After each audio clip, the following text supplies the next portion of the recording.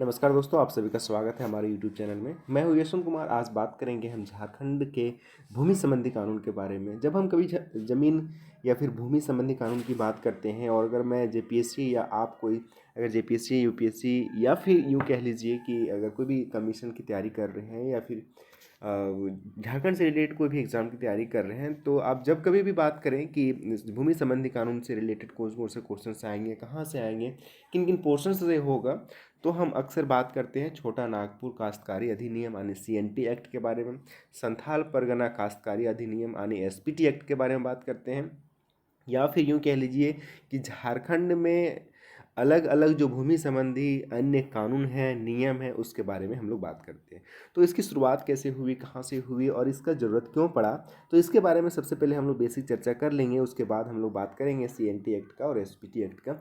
उसके बाद ये दोनों पोर्शंस कंप्लीट करने के बाद हम बात करेंगे कि इसके अलावा भी कौन कौन से ज़मीन से रिलेटेड, भूमि से संबंधित अन्य कौन कौन से नियम एंड कानून हैं।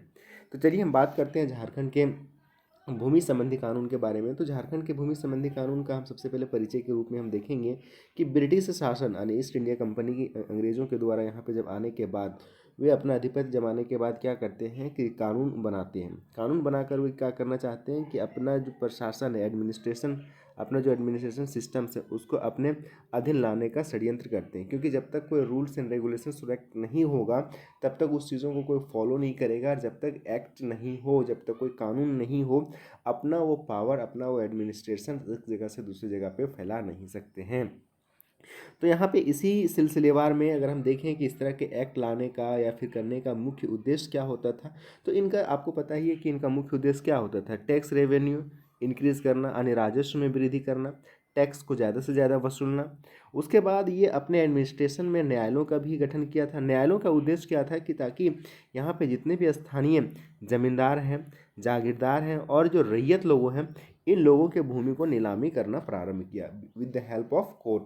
क्योंकि ये अपना कानून बनाए। अब मान लीजिए कानून बनाए हैं तो कानून को कहाँ पे जस्टिस मिलेगा, कहाँ पे लोग उसको लागू करवाएंगे, किस जगह से उसको मुख्य रूप से अगर कोई बात होगी तो कहाँ पे पहुँचेंगे, तो कोर्ट बनाया भी गया। जब कानून बनेंगे तो कोर्ट होगा भाई। तो कोर्ट में यहाँ पे इन लोग इसलिए बनाया अंग्रेजों लोगों, ताकि यहाँ पे जो लोग हैं, यहाँ के जो स्थानीय लोग हैं, जागीरदार लोग हैं, रैयत लोग हैं, इन लोगों का भूमि को नीलाम किया जा सके। नीलामी से बचने के लिए जब देखिएगा आप यहाँ पे जब परमानेंट सेटलमेंट जो हुआ यानी अस्थाई बंदोबस्त जो व्यवस्थाएं थी, आपको हिस्ट्री में पता होगा कि अंग्रेज़ों के द्वारा जब अस्थाई बंदोबस्त यहाँ पे लागू किया गया आपका इंडिया में, तो इंडिया में सबसे पहले लागू होने से पहले इन लोगों के पीछे का क्या कारण था। इन लोग अपने जब प्लासी का युद्ध जब ये लोग जीते हैं, जीतने के बाद जब यहाँ पे जागीरदारी सिस्टम या फिर यूँ कर लें कि रैयतवाड़ी सिस्टम या महलवाड़ी सिस्टम, ये टैक्सेशन सिस्टम्स था हमारे अंग्रेज़ों के द्वारा से जो लाया गया था, जो ताकि इन लोग ज़्यादा से ज़्यादा से अपने टैक्स रेवेन्यू को वसूल सकें। तो जागीरदारी सिस्टम, जमींदारी सिस्टम या फिर परमानेंट सेटलमेंट जो की बात करते हैं, तो 1793 ईस्वी में जो लॉर्ड कॉर्नवालिस के टाइम पर जो लागू किया गया था, ये उड़ीसा, बंगाल और बिहार के अंदर ही उस टाइम झारखंड हुआ करता था। तो जब ये चीज़ें जब लागू किया गया तो बहुत सारे ऐसे ज़मींदार थे, जागीरदार थे, तो इन लोगों पर कठोर तरीके से नियम लगा दिया गया कि आपको अब यहाँ पे इस कानून के दायरे में आपको रहना है। और कानून में इतने कठिन कानून थे तो जागीरदार और ज़मींदार लोग क्या थे कि टैक्स नहीं भर पाते थे। टैक्स नहीं दे पाने का कारण भी ये था कि शुरुआत में इनकी मांगें बहुत हाई थी। अंग्रेज द्वारा जब ये टैक्स लगाया गया तो बहुत हाई थी। और साथ साथ में देखिए एक बात ये भी था कि फसल की जो कीमत थी उस टाइम बहुत कम था। अब किसान फसल को उगा रहे हैं, आप उतना उन लोग अब पे नहीं कर पा रहे हैं क्योंकि फसल का रेट कम है। साथ साथ में आप सुने होंगे या फिर पढ़े होंगे आपकी अंग्रेज़ों के द्वारा एक सूर्यास्त सूर्यास्त कानून लाया गया था। सूर्यास्त कानून का क्या मतलब है कि जिस जागीरदार को, जिस ज़मींदार को ये तिथि दे दिया गया है कि आपको 25 तारीख को टैक्स वसूल करके जमा करना है और सूर्य अस्त होने से पहले, नहीं तो आपकी ज़मीनें नीलाम कर दी जाएंगी। देखिएगा यहाँ पे जो हम बात कर रहे हैं नीलामी की, अगर नहीं आप जमा करते हैं उस टाइम पीरियड के अंदर तो आपकी ज़मीनें नीलाम कर दी जाएगी और आपका जो ज़मींदारी है वो आपसे छीन लिया जाएगा और दूसरे को सौंप दिया जाएगा। ये भी बात था। और दूसरी बात है कि राजस्व का असमान होना, जैसे मान लीजिए कभी बारिश हुआ नहीं हुआ, कहीं फसलें हुई नहीं हुई, तो इस तरह की जो असमानता था उस पर कोई भी नज़र नहीं था कि जहाँ से हो जैसे हो, मुझे टैक्स चाहिए। तो इन सब चीज़ों का था। और साथ ही साथ आप देखेंगे कि कुछ किसान ऐसे भी थे जो जानबूझ करके भी ज़मींदारों को टैक्स नहीं देते थे, और कुछ मजबूरियों की वजह से भी टैक्स नहीं देते थे। तो अब ज़मींदार लोग क्या करेंगे, कैसे पे करेंगे अंग्रेज़ को? अंग्रेज़ को तो नहीं कर पा रहे थे, तो इसके वजह से क्या हुआ कि जागीरदारों और ज़मींदारों पर कठोर लगान वसूल करना स्टार्ट कर दिया। आप ये भी पढ़े होंगे कि सबसे पहले जो आपका जो घर बार जो नीलाम हुआ था 1797 ईस्वी में, वर्धमान जो बंगाल में है, आपका आसनसोल वर्धमान का नाम सुने होंगे आप लोग। तो वहाँ जो सबसे पहले नीलाम हुआ 1797 ईस्वी में, है ना। तो इस तरह से जब धीरे धीरे करके ये चीज़ें आगे आया, तो रिजल्ट इसका क्या होता है, जब आप ज़्यादा से ज़्यादा टैक्स वसूली कर रहे हैं तो रैयतों की स्थिति तो ऑब्वियस सी बात है भाई, खराब होनी ही है। तो इस स्थिति में क्या करते हैं रैयत लोग, रैयत जो है अंग्रेज और ज़मींदार के विरुद्ध कई विद्रोह किए। अब मान लीजिए रैयत लोग क्या कर रहे हैं, इन पर ज़्यादा से ज़्यादा टैक्स वसूलने की अपना फोर्स लगा रहे हैं। अंग्रेज जो है ज़्यादा से ज़्यादा इस पर टैक्स इम्पोज कर दिए हैं। तो ये दोनों में एक प्रकार से क्लाइड होता है, एक प्रकार से यहाँ पे टकराव देखने को मिलता है। और ब्रिटिश शासन में जमींदारों की नियुक्ति तथा उन्हें हटाने का अधिकार जिला कलेक्टर को, आप देखिएगा यहाँ पे जिला कलेक्टर का कॉन्सेप्ट जो ब्रिटिश ने ही लाया है। और यहाँ पे क्या है कि जब जमींदार हट गए तो भाई कौन कलेक्ट करेगा, तो कलेक्टर कलेक्ट करेगा। और कलेक्टर का नियुक्ति भी ब्रिटिश शासन के जितने भी आपके शासनकाल के दौरान में जो भी कानून बने हैं उसमें कलेक्टर का जिक्र होता है। यहाँ पे अगर हम देखें कि 1765 ईस्वी में, आपको पता होगा कि 1767 ईस्वी में झारखंड में अंग्रेज लोग घुस गए थे अपने एडमिनिस्ट्रेशन को लेकर के। लेकिन 1765 ईस्वी में क्या होता है कि छोटा नागपुर क्षेत्र में ब्रिटिश शासन के अंतर्गत आ गया था। अब यहाँ पे जो है 1765 के टाइम ही छोटा नागपुर जो एरिया है, क्षेत्र है, वो आ गया था अंग्रेज़ों के रजिस्टर में। उसके बाद क्या होता है कि 1765 ईस्वी में झारखंड क्षेत्र में सबसे पहले मालगुजारी व्यवस्था लागू की गई। याद रखिएगा ये चीज़ कि मालगुजारी व्यवस्था सबसे पहले कि कौन सा ईस्वी में लागू किया गया, छोटा नागपुर या झारखंड में, तो 1765 ईस्वी में। 1793 ईस्वी में, अब ध्यान दीजिएगा 1793 ईस्वी यही साल था जो वर्धमान नीलाम हुआ था। ठीक है, ये भी बात याद रखिएगा कि अंग्रेजों के द्वारा जब टैक्स इम्पोज किया जा रहा था और नहीं दे पा रहे थे यहाँ पे ज़मींदार लोग, तो उस टाइम हुआ था। तो 93 ईस्वी में ही रामगढ़ के पहाड़ी क्षेत्रों में स्थानीय बंदोबस्त यानी जो परमानेंट सेटलमेंट है, परमानेंट सेटलमेंट रेगुलेशन एक्ट लागू किया गया। कब लागू किया गया है, तो 1793 ईस्वी में। कौन सा act, permanent settlement regulation act. और मैंने इसमें क्या बताया आपको कि वर्धमान जो नीलाम हुआ था वो कौन सा ईस्वी में, 1797 में हुआ है। क्लियर।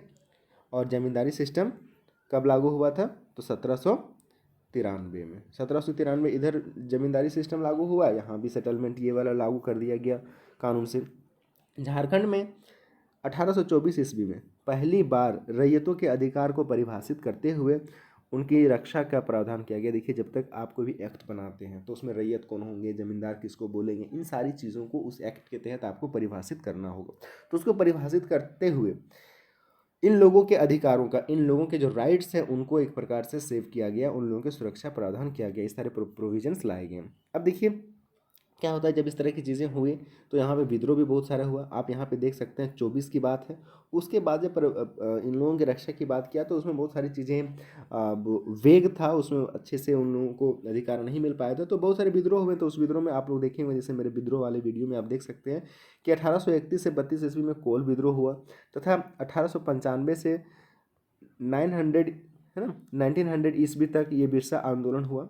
बिरसा उल गुलान जो विद्रोह हुआ वो आपका 1895 से लेकर के 1900 ईस्वी तक हुआ। ये इन विद्रोहों को के परिणाम स्वरूप इसके रिजल्ट क्या होता है कि अंग्रेज शासन द्वारा यह महसूस किया जाता है। अब इन लोगों को लग जाता है कि जब तक हम अंग्रेज यहाँ पे शासन करना चाह रहे हैं तो इसके पीछे हम लोगों को जनजाति यानी जो यहाँ के जो ट्राइब्स हैं, जब यहाँ के लोकल लोग हैं, इन लोगों की समस्याओं को जब तक हम लोग निराकरण नहीं करेंगे, जब तक इन लोगों की समस्या को हम लोग कंसिडर करके नहीं चलेंगे और इन लोगों के हित की बात नहीं करेंगे, तब तक हमारा ये कोई भी समाधान नहीं हो सकता। हम यहाँ पे कोई भी चीज़ों को एस्टैब्लिश नहीं कर सकते हैं।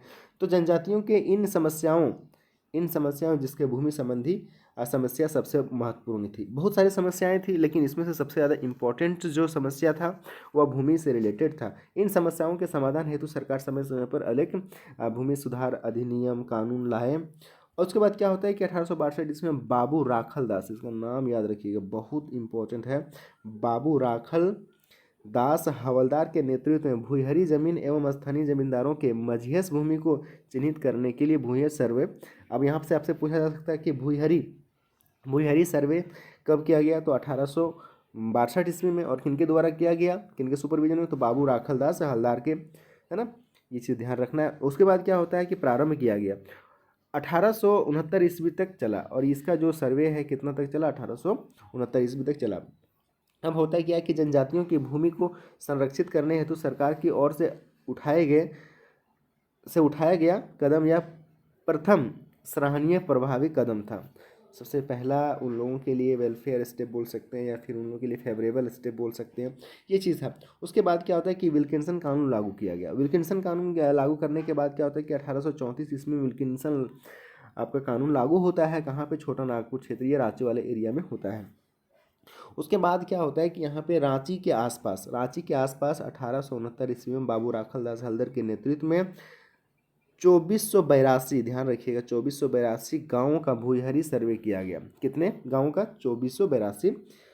नेक्स्ट इंपॉर्टेंट लाइन है कि ट्रवर्स सर्वे, थाकवस्त सर्वे, कैडस्ट्रल सर्वे, ये 3 सर्वे का नाम याद रखिएगा। ये सारे संबंधित किससे हैं, तो भूमि सर्वेक्षण से संबंधित है। कौन कौन सा, ट्रवर्स सर्वे, थाकवस्त सर्वे और कैडस्ट्रल सर्वे, वेरी वेरी इंपॉर्टेंट। नेक्स्ट क्या कहता है कि छोटा नागपुर भूधृत अधिनियम 1869, यानी इसे हम लोग अंग्रेजी में बोलते हैं छोटा नागपुर, एक सेकेंड, छोटा नागपुर टेन्योर एक्ट। देखिएगा यहाँ पे भी आप शॉर्ट में अगर बोलेंगे तो CNT बोल देंगे, यहाँ पे कंफ्यूज होना नहीं है। इस अधिनियम को बोलते हैं छोटा नागपुर टेन्योर्स एक्ट 1869 के द्वारा लगान संबंधी विवादों को की सुनवाई का अधिकार जिला कलेक्टर के स्थान पर दीवानी अदालतों को दे दिया गया। ये इंपॉर्टेंट लाइन है, ध्यान से समझिए इस बात को कि पहले 1869 ईस्वी में एक्ट लाया गया, जिस एक्ट का नाम था छोटा नागपुर भूधृत अधिनियम 1869 ईस्वी। 1869 ईस्वी में क्या होता है कि छोटा नागपुर टेन्योर एक्ट, ध्यान दीजिएगा इंग्लिश टर्म को, यहाँ पे अगर नहीं समझ में आ रहा होगा हिंदी में, भूधृत का, टेन्योर का मतलब जो होल्ड करते हैं होता है। यहाँ पे के द्वारा लगान संबंधी जितने भी विवाद थे उनको कौन सा कोर्ट, अभी भी जो है दीवान कोर्ट में होता है, दीवानी कोर्ट में सिविल कोर्ट होता है उसके अंदर, और ये अधिकार किसके अंदर दे दिया गया, ये कलेक्टर के अंदर दे दिया जाता है। आगे क्या होता है कि चुटिया नागपुर के क्षेत्र में, कहाँ है, रांची में है, ये चुटिया नागपुर के क्षेत्र में 1879 ईस्वी में छोटा नागपुर एवं काश्तकारी प्रक्रिया अधिनियम, छोटा नागपुर लैंडलॉर्ड एंड टेनेंट, अब यहाँ पे देखिएगा landlord and tenant procedure act को लागू किया गया। ध्यान दीजिएगा कि अगर आपसे पूछे कि Chota Nagpur landlord and tenant procedure act कब लागू किया गया है, तो 1879 में लागू किया गया। नेक्स्ट क्या है कि ब्रिटिश सरकार ने छोटा नागपुर के तत्कालीन कमिश्नर फॉरबेस, यानी इसको फॉवर्ड्स बोलते हैं, फॉवर्ड्स की सिफारिश पर लिस्टर एवं जॉन रीड को रांची जिले के भूमि पैमाइश और 1902 ईस्वी में बंदोबस्ती का काम सौंपा गया। अंग्रेजों के द्वारा जब किनके सिफारिश आया, फॉवर्ड्स के सिफारिश आया, तो 2 लोगों को वहाँ पे डिप्यूट किया गया, किसके फेमाइश के लिए, तो भूमि के फेमाइश के लिए, जिसका नाम है लिस्टर और जॉन रीड, को रांची में नियुक्त किया गया। कब नियुक्त किया गया, तो 1902 ईस्वी में नियुक्त किया गया। यह कार्य जो है 1902 से 1910 ईस्वी तक चला, ये टोटल 8 साल तक चला। इसके बाद मुंडा जनजातियों की जमीन से संबंधित खतियान, यानी रिकॉर्ड ऑफ राइट्स तैयार किया गया। खतियान क्या होता है, रिकॉर्ड ऑफ राइट्स होता है, और ये तैयार किया गया। ये 8 साल के अंदर ये सारी चीज़ों को तैयार किया गया। अब क्या होता है कि मुंडारी खुटकटीदार प्रथा 1930 ईस्वी में मान्यता प्राप्त की गई। मुंडारी खुटकटीदार प्रथा जो है कब इस लागू किया गया, 1903 ईस्वी में, और 1902 से स्टार्ट हुआ था। क्या चीज़ करना, तो रिकॉर्ड ऑफ राइट्स के यानी खतियान बनाना स्टार्ट हुआ था। उसके बाद यहाँ पे देखिएगा बिहार भूमि सुधार अधिनियम के तहत जो 1950 ईस्वी में लागू किया गया। बिहार भूमि सुधार अधिनियम कब लागू किया गया, 1950 ईस्वी में लागू किया। सरकार द्वारा उठाए गए कुछ महत्वपूर्ण अधिनियम भी हैं, या कदम बोल सकते हैं, वे सब भी यहाँ पे आपको देखने को मिलेगा, जो हम लोग आगे की ओर पढ़ेंगे। क्या है छोटा नागपुर, यहाँ पे टेन्योर वाली बात किया जा रहा है। छोटा नागपुर भूधृत अधिनियम 69 छोटा नागपुर टेन्योर्स एक्ट, इसको भी हम लोग आगे की ओर देखेंगे कुछ कुछ बातें।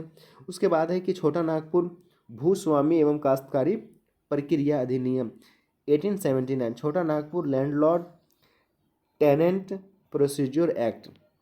नेक्स्ट है बंगाल काश्तकारी अधिनियम, जिस तरह से अभी छोटा नागपुर का CNT पढ़ते हैं, वहाँ पे बी है ना BT एक्ट पढ़ते हैं। बंगाल में अगर आप बंगाल PCS का एग्जाम की तैयारी कर रहे हैं तो वहाँ पे, या फिर बंगाल के कोई भी आपका कमीशन की, या फिर बंगाल से रिलेटेड जो भी एग्जाम की तैयारी कर रहे हैं तो आपको वहाँ पे ये पढ़ना होता है। तो उसी तरह से जिस तरह से हम लोग CNT पढ़ते हैं। उसके बाद क्या है कि 1902 ईस्वी में छोटा नागपुर के मौजावार सर्वे का प्रारंभ किया गया। आपको पता है कि रिकॉर्ड ऑफ द राइट में जो स्टार्ट हुआ था 1902 से लेकर के 1910 ईस्वी तक, तो उसी दौरान खतियान का भी निर्माण किया गया। नेक्स्ट क्या है कि 1903 ईस्वी में क्या होता है कि छोटा नागपुर काश्तकारी अधिनियम यानी CNT, यहाँ पे देखिएगा आप CNT की बात किया गया, काश्तकारी यानी टेनेंसी एक्ट के प्रारूप का निर्माण हुआ। कब हुआ? तो 1903 ईस्वी में हुआ। उसके बाद क्या कहता है कि छोटा नागपुर काश्तकारी अधिनियम 1908 है ना, यानी छोटा नागपुर टेनेंसी एक्ट 1908 ईस्वी, इसको हम लोग तो बहुत इंपॉर्टेंट से पढ़ना ही है, जो हमारे सिलेबस में है। नेक्स्ट है हमारा संताल परगना काश्तकारी अधिनियम 1949 ईस्वी, जो हम लोगों को ये पढ़ना है SPT एक्ट के, संथाल परगना टेनेंसी एक्ट के। तो इस वीडियो में हम लोगों ने सिर्फ ये देखा कि ओवरव्यू थोड़ा थोड़ा करके कि हम लोगों को क्या क्या पढ़ना है भूमि संबंधी अधिकार को लेकर के। तो इस वीडियो में यहाँ तक यहीं तक बात करते हैं। नेक्स्ट वीडियो में हम बात करेंगे। तब तक के लिए थैंक यू।